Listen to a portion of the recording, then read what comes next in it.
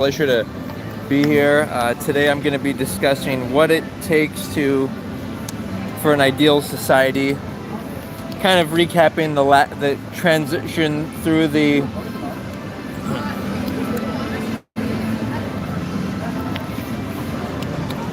Good evening, Waikiki. Nice to be here. Again, I'm going to be discussing what it looks like in an ideal society. A little recap of recent history and the experimentations and the mistakes we've made, and instead of ignoring the certain religions and cultures just because there are some aspects of them that are not worth perpetuating, this is an attempt to look at the best elements in various societies and religions and see if we can put those together in a fusion that works for a more optimized and civilized world. The lights are off. Nice. So let's see. So what are we gonna start off with? I gotta have a good talking point to start off with. Let's see. In a perfect world.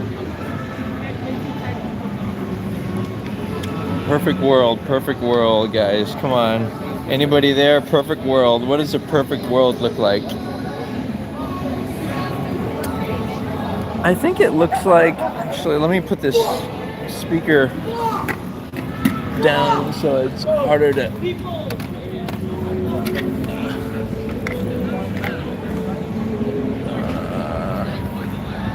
I'm just thinking out loud here on what the perfect world looks like.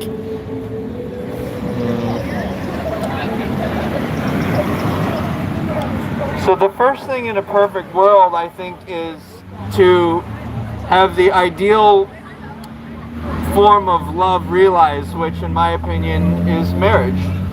And so how do we transition from the significant failure rate of marriages to a positive and successful marriage, which is the basis of raising functional children who have self-respect because they're in a healthy environment. So that's point one. So that would be point one, is deciding and moving towards what you think is the highest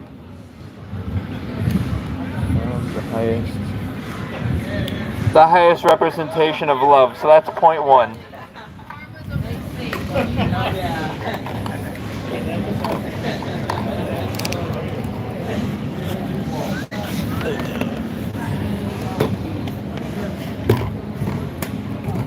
So that's going to be point one, guys.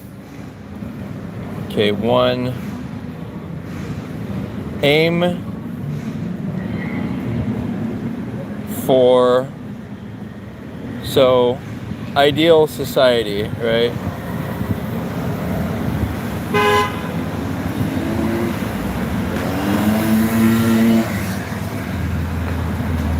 Society.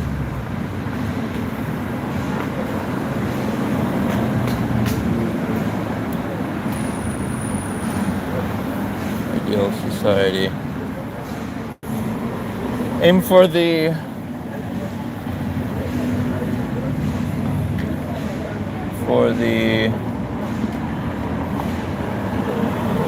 highest form of love. And I think we could all agree that that is a married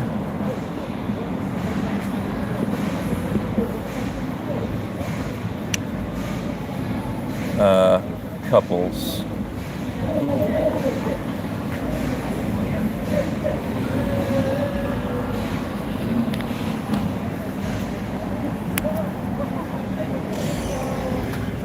So, let's think about what point 2 could be.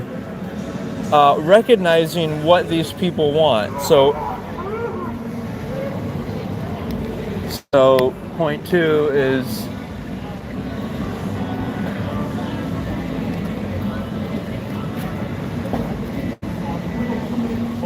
recognize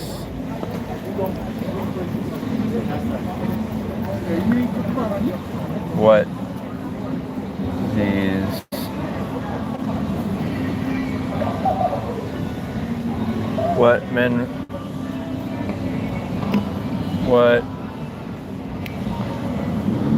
recognize what men want and recognize what women want. So what do women want? Well, I mean, I know what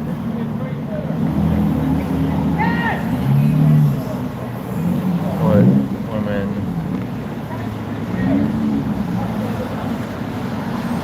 want.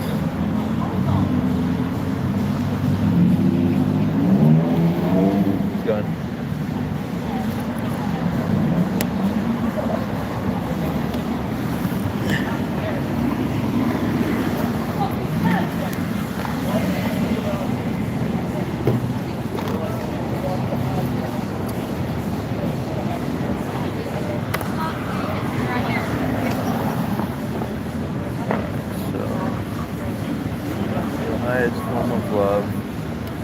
So in an ideal society, hey, I have one viewer, great.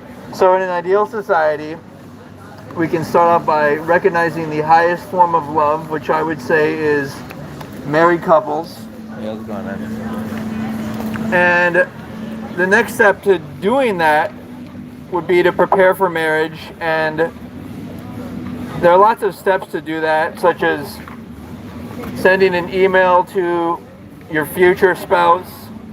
And that's like a just self-journal that allows you to put them at the front and center of your life instead of other random women who you may or may not respect. Can I see something? Sorry, man. I only have an hour left on my parking. So,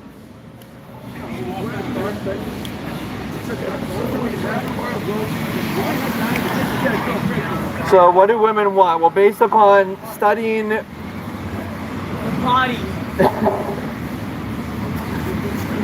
looking online and listening to different YouTube channels, I've found that the reason that they are drawn to the bad boy archetype is because they like the masculine energy of a guy who knows what he wants and is willing to take a leadership role. And that just shows that women, they're in their mind, they want to be led, they want to follow a man. And so then the next question would be, what do men want? I would say that men would prefer, in a perfect world, to a virgin woman, which makes sense. Listen, he's telling the truth. Listen. So men would prefer a virgin woman, that's a start, and men would also want a woman to follow along with them, so they don't have to argue and there's no conflict. And so That's exactly what I want. Wait, arguing is a big part of relationships to find your differences. Bro, he speaks facts. This guy. Okay, so this gentleman was saying arguing is a fundamental aspect of relationships to get to a healthy result. I would say that it depends on how you argue, and you should go through a lot of information prior to commitment. What do you? All right, cool guys. Hey, have a good night. Take care, man. Because when you really get to know yourself, you become more selective about who you would give your energy to or your body. And remember, it's the most important thing, if you could take from this dissertation, is that women control access to sex and men control access to relationships. In other words, who is the only person who can propose to a woman? Well, generally speaking, it's the man in the relationship. I mean, and even in lesbian relationships, I would say that it's the more masculine woman who plays that role. And I think it's in a perfect world, it's good to have people play that role, because it makes life more playful and interesting, where you both kind of are codependent on each other, because one person's playing the role of provider or masculine, and the other person's playing the role of the supportive or the feminine. And so obviously this can't play out in all scenarios, but I'm talking about in an idealized world where culture and society actually promote the idea of a healthy marriage and so on and so forth. And I can tell you that right now they're not. Like, a good example would be public schools. Public schools, what ends up playing out is they actually encourage the idea of entering into unhealthy relationships, premarital intimacy, stuff like proms and everything. All of that promotes the decay of society and a lack of trust between men, because men then don't trust each other, because every man, even men 20 years older than than some of these women, all these men are just trying to get whatever women they can, so men can't trust each other. So that leads to the destruction of society. And men knew this for thousands of years, but since around the turn of the century, people have experimented, and technology has allowed us to have freedoms that were otherwise unavailable to both men, but especially women. And if you look at how things have experimented, you'll find that a lot of women have chosen voluntarily, because women allow access to sex. Women have chosen to engage in premarital sex, which leads to single mothers and broken families. But I would say that since throughout history, it's always been men who've managed this and protected their daughters and not sent them out to co-ed, mixed gender schools, which allow for unhealthy relationships to materialize and heartbreak and pregnancy out of wedlock.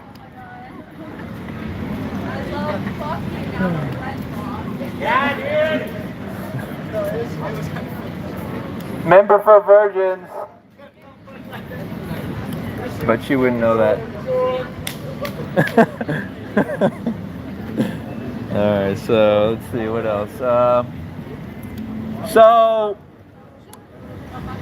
a recognition of what men and women want. Ultimately, men and women are, generally speaking, civilized, and they would prefer to have a spouse and partner who is not burdened by pre-entanglements of prior relationships and memories of having experiences with other people. Because think about it, guys, all those memories of doing fun things that you enjoy doing together, that's all stuff. Like, let's say you ate at your favorite food at your favorite restaurant with somebody and you broke up, then you wouldn't want to eat that favorite food at that favorite restaurant, because it would just be a reminder of the breakup. And so what this is just people. It's like prostitution. It's people trading sex for sex. Although there may not be a monetary element to it, because both men and women are able to earn their own income, they're just trading body for body. They're not committing to each other. It's half-hearted. They don't really even know themselves and their values. So it's not marriage. It's what they call it. They call it boyfriend and girlfriend. But who, if they formally considered it, would want to refer to themselves as a boy or a girl and a friend? I would say these are half-hearted, giving up on love. So in a perfect world,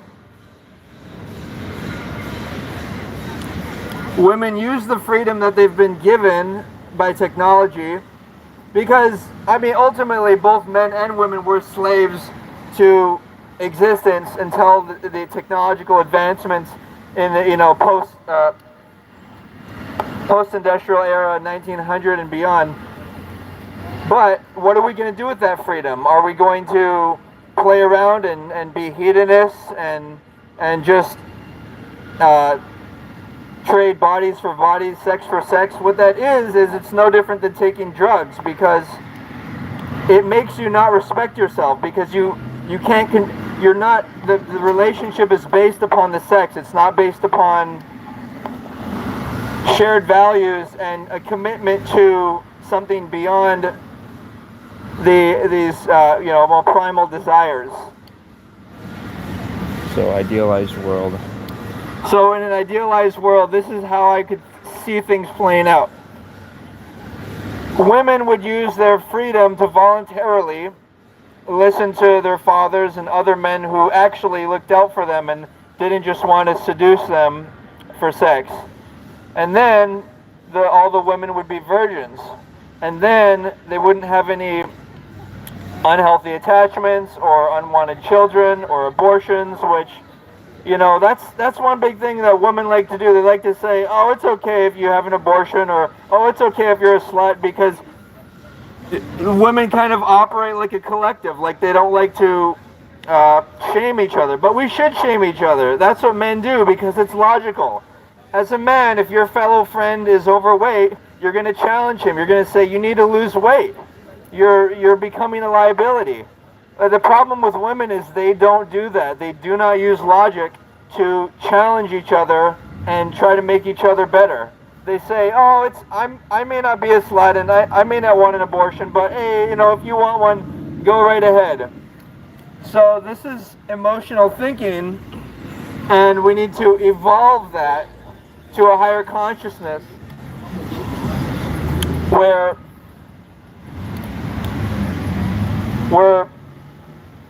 both men and women both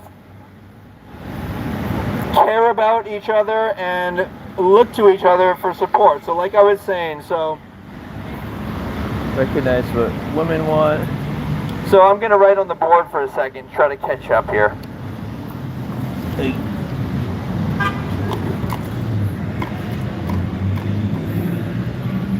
So we recognize what women want, which is they want a masculine man,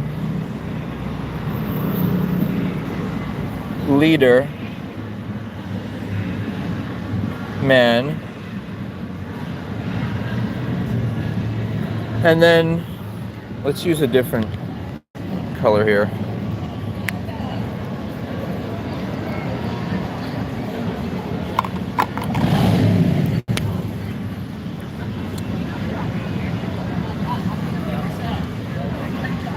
And then men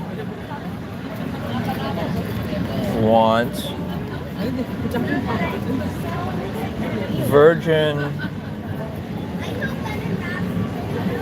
who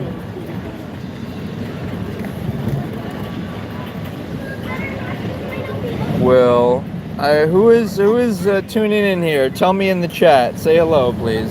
Give me some support here. So men want a virgin who will follow them. But for this to happen, these are only roles. These are just performative acts that are played out. And in order for all this to happen, people have to have the same values.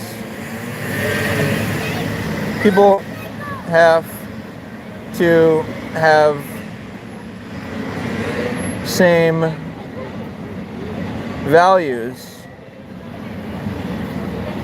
and men and women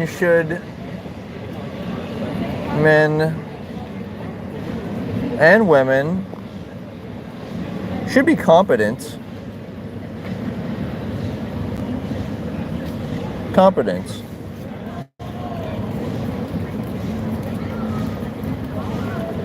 To look out for each other, to support each other, each other as needed. Okay. Okay. Alright, so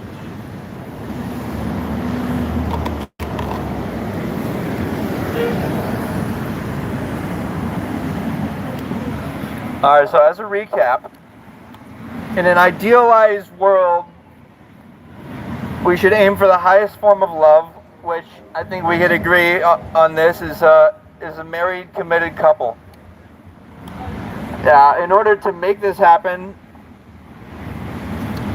what's the main reason for failure of marriages or failure in general? It's lack of preparation. So on my website, shieldheart.org, I discuss such ideas as doing a daily email journal to your future spouse, which allows you to establish a communication and a culture of prioritizing them over, for example, other various people who you may find otherwise physically and mentally attractive, but don't in fact share your values.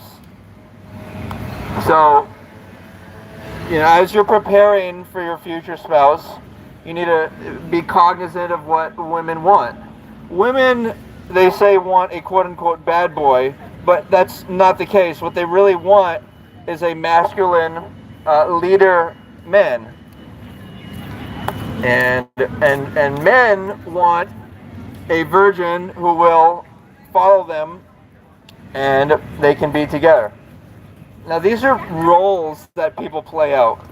And so what in this current day and age, we've used our freedoms due to technology to experiment, and there have been some ups and downs, but it's gotten to a point where we should be smart enough to connect the dots and see what's worked historically and bring that into the future. And let go of the religious dogmatism, but hold on to the fundamental, like, what is it that differentiates, Orthodox and quote-unquote conventional religions? What differentiates them is whether or not, to the degree by which they prioritize the protection of women.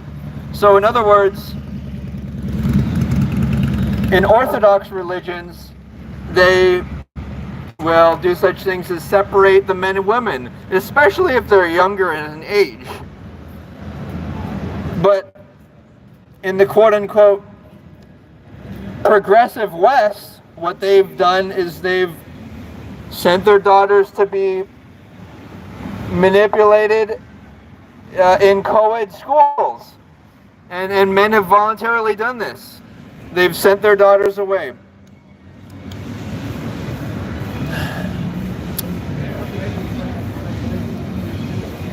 But the point I'm trying to make here is that men and women should be competent. I think it's great if they both have earning abilities and some financial security, because in order to be free, people need to be able to be independent, and so they should be able to be independent so that they don't have to placate and tolerate their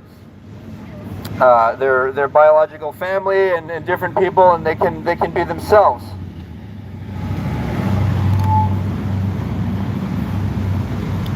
Yeah, I like that. I like what I said there.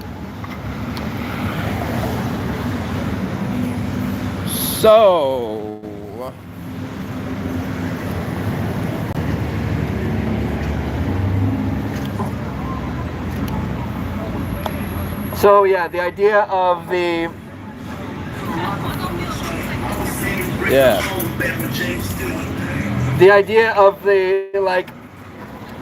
woman wanting to follow a man. It's just it's like an archetype that's played out in a theater. It's like, if necessary, if for example he was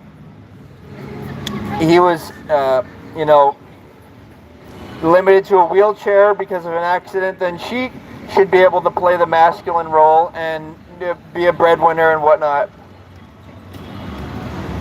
And then, but it's fun in a perfect relationship. I really think that the dynamic and the polarity, it creates a magnetism. The man playing the masculine role and the woman playing the feminine role. It's fun, but a lot of men in the internet sphere will complain that there's not enough feminine women, but you can't be feminine. You can't be feminine in it. Hold on, guys, take care. You can't be feminine in this world if you're alone. You can only be feminine if you have the guardianship of a man. Because if you act feminine, then you're just going to be taken advantage of by predatory males, of which there are many. Hey, what's up, man? How you doing? I'm promoting marriage. What about you? Are you just setting up? Huh? It's kind of late. Are you just setting up? Okay.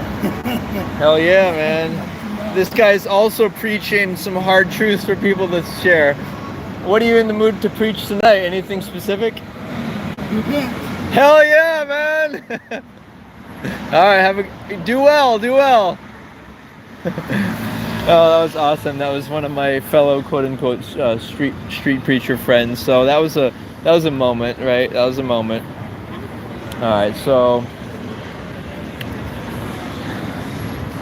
a lot of this stuff, it just takes time. People like, you got to stay consistent. These YouTubers, they put a lot of time and effort into their message.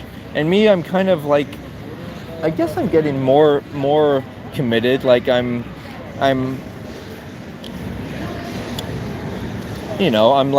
showing up every Saturday in Waikiki to talk, and on Sunday I'm doing like a live show.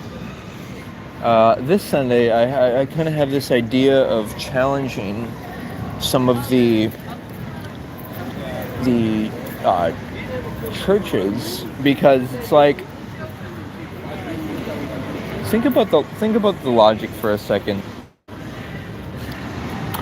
One thing I'm thinking about doing tomorrow, being that it's church Sunday, quote unquote, is finding a particular church and seeing if they're open to debate on the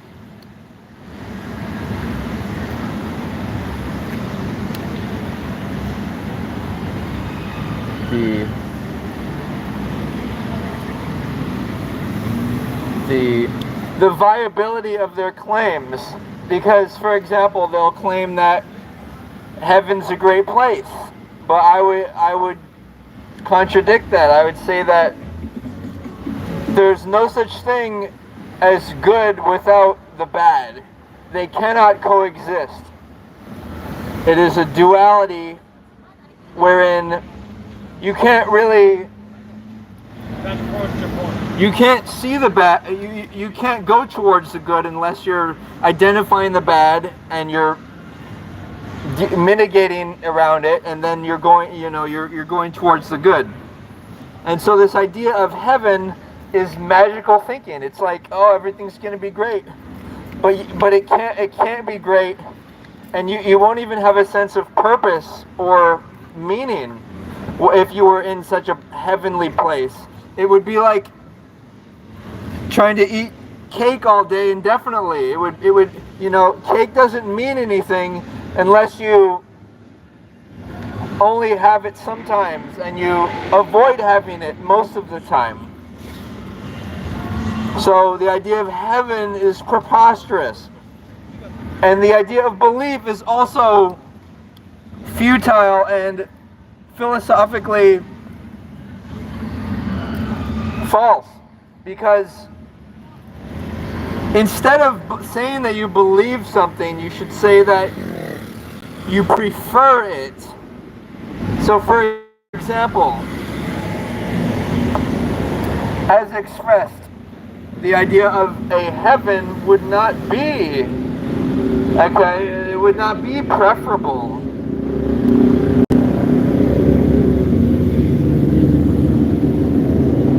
And just the same, the idea of a Jesus or a religious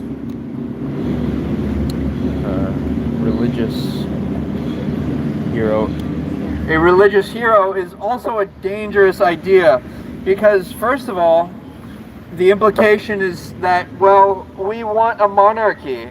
That's what the whole, at least the King James Bible purports. It says that, yeah, we want a monarchy. We want this guy to magically come down and solve all of humanity's problems. But the problem is that you can't magically solve problems. They have to be solved with science and logic. You can't just make the problems go away. Like what happens if a Jesus character came and then he went away?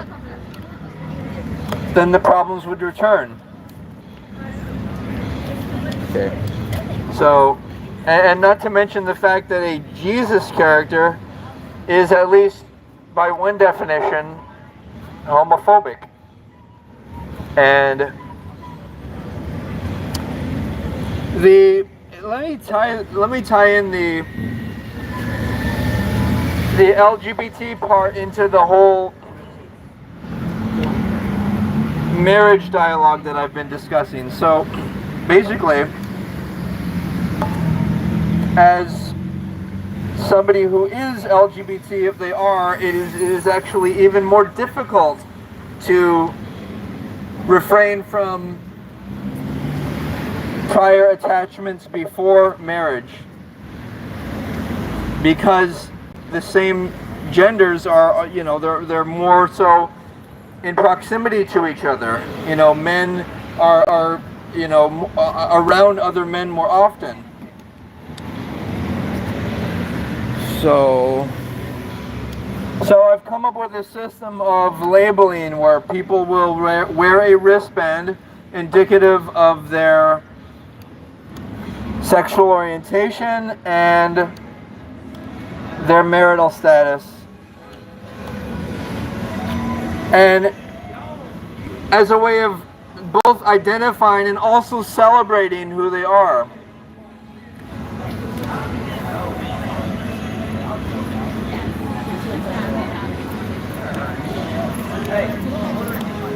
And also, at least until grades 12, a gender separate schooling, because what that will do is place more of an emphasis on the learning experience and the camaraderie between the fellowship of men collectively, young men, and women collectively, young women. And in a perfect world, I would see that a school system would promote marriage. And you could say that when people have boyfriends and girlfriends and stuff, that they are ultimately trying to get married. But even though that may be a case, I would bring up the question of efficiency. How can you most efficiently prepare for marriage and get married in a sustainable manner? So the efficient way to get married. Well, I discussed this at length on my website, shieldheart.org. But to give you an example of how I think that process is manifested, it has to do with meeting your own needs, desires, and wants.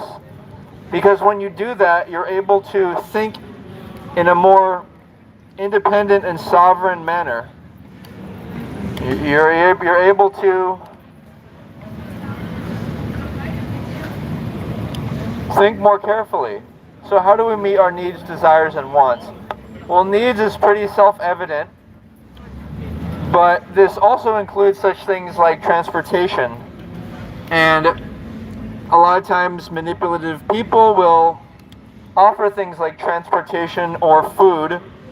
And when you're either really hungry or you really need transportation or some money, it's easier to manipulate a person to make them do what you want. So you have to every single day be actively dealing with these.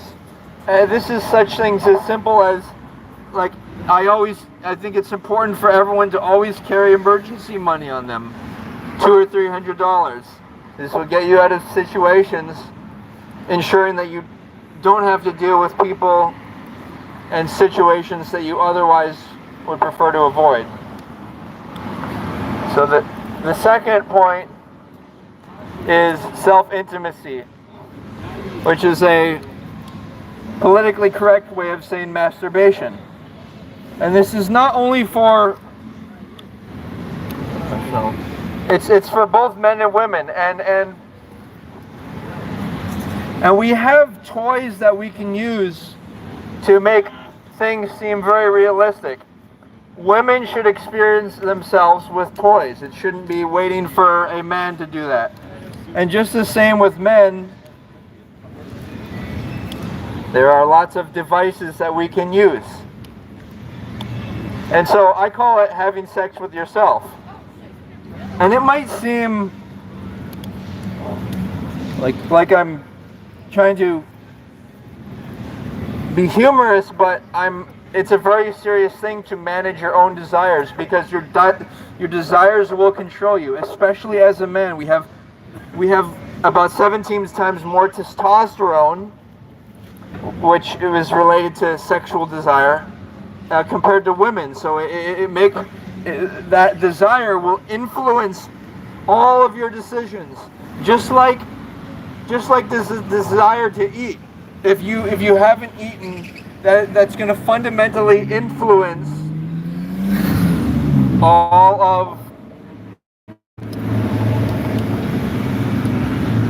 of your decisions until that need is met. So just the same with desire. And then getting into the third thing that you need to do on a daily basis, it has to do with emotionality. There are two ways to get your emotions satisfied. Either internally or extrinsically or externally. And so you want to do things like listen to music, do creative activities, exercise. This will make you feel emotionally satisfied, instead of things like hoping for other people's approval. You can give approval to yourself. People can talk to themselves. It's highly constructive. Oh my God. Are you okay? I think you missed the curb. Can I help you up? Yeah. Yeah, let me.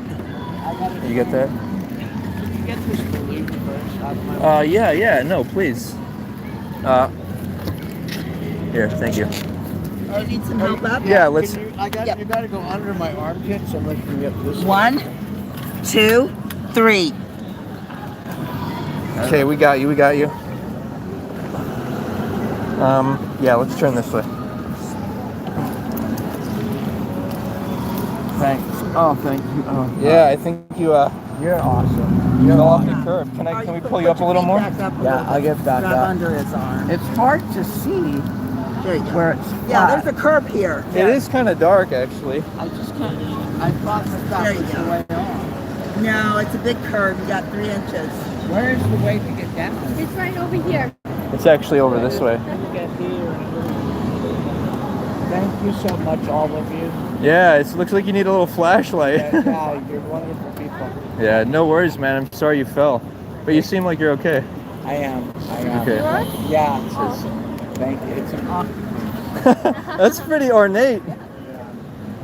All right. Thanks, Matt. What's Hey, your you got it. name? I'm John. John Victor. Hey, good evening, I Victor. appreciate your help so much. Right on. Do you want to cross the road now? Yeah, the road, you see that it's about 12 feet down that way. Yeah. Take care, man. Thank you. Aloha. Alrighty. Is that a woman, Shani? Yeah. You can see that I'm in Waikiki. What do you think about this, Shania? I'm talking about marriage. I'm talking about that it's the highest form of love. What women want, virgin women that'll follow them, and then what women want is they want a masculine man.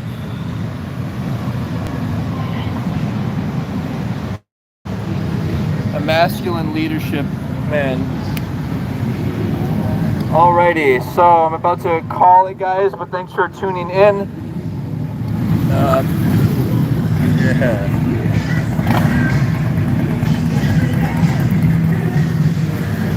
Well, people are having a great time in Waikiki. It's fun to see. We will see you tomorrow, ladies and gentlemen. Aloha.